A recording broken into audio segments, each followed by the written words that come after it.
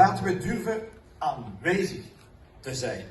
Laten we durven nuttig te zijn. En laten we durven rechtvaardig te zijn. We zijn altijd pioniers geweest. Laten we dat nog meer zijn. Laten wij onze rol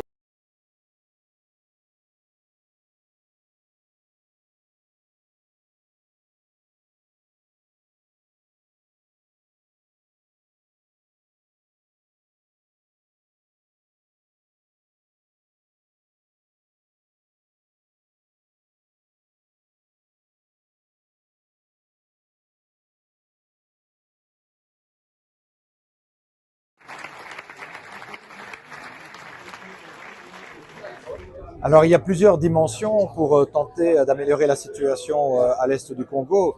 La première, évidemment, et c'est la principale urgence, c'est la dimension humanitaire. Ce mois-ci, au Conseil européen des affaires étrangères, afin que l'Union européenne se préoccupe davantage de ce problème, j'ai le sentiment parfois que ce n'est pas suffisamment à l'agenda. Il y a une deuxième dimension qui est évidemment politique.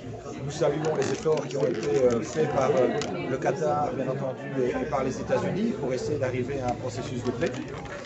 Ce qu'il nous faut, c'est s'assurer qu'au-delà du soutien que nous apportons à ces processus de médiation, il puisse y avoir aussi sur le terrain une amélioration concrète qui aujourd'hui tarde à arriver. La situation a même pu empirer à certains égards, et donc c'est important que toutes les diplomaties restent mobilisées pour se préoccuper de cet enjeu politique, bien sûr, de respect de la souveraineté des États, mais également de la crise humanitaire qui s'y déroule.